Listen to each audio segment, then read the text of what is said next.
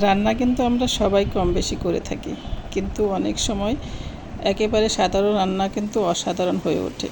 ফ্যামিলির স্বাস্থ্যের জন্য খুবই উপকারী কিছু জিনিস আমাদের রান্না করতে হয়, যেগুলো সহজে অন্য সদস্যরা খেতে চায় না। বিশেষ করে ছোট যারা থাকে ফ্যামিলিতে তাদের জন্য একটু স্পেশালি যদি রান্না করা হয় তাহলে কিন্তু বেশ ভালো হয়।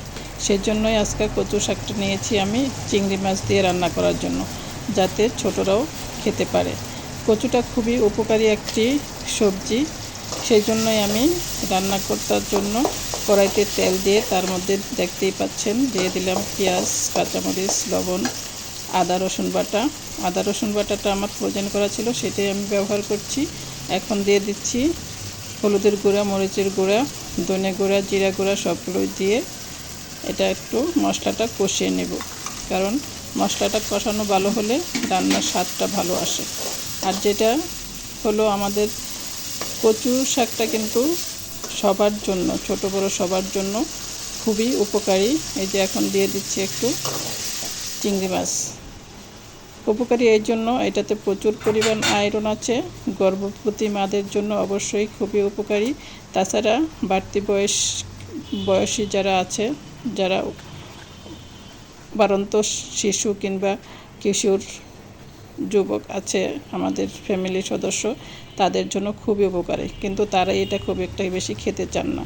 সেই জন্য তাদের জন্য স্পেশালভাবে একটু রান্না করে দিলে তারা অবশ্যই এটা খেতে মজা পাবে এবং খাবে। এই যে দেখুন না, আমার কচু রান্নাটা কি সুন্দরভাবে হয়ে যাচ্ছে।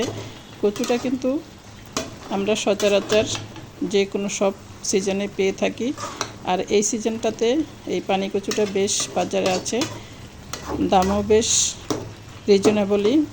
এখন দেখুন না, দেখতে কত সুন্দর দেখাচ্ছে। আরও দিয়ে দিচ্ছি কিছু মশলা, গরম মশলা, যেটা রান্নাটাকে আরও স্বাদ এবং সুগন্ধযুক্ত করবে।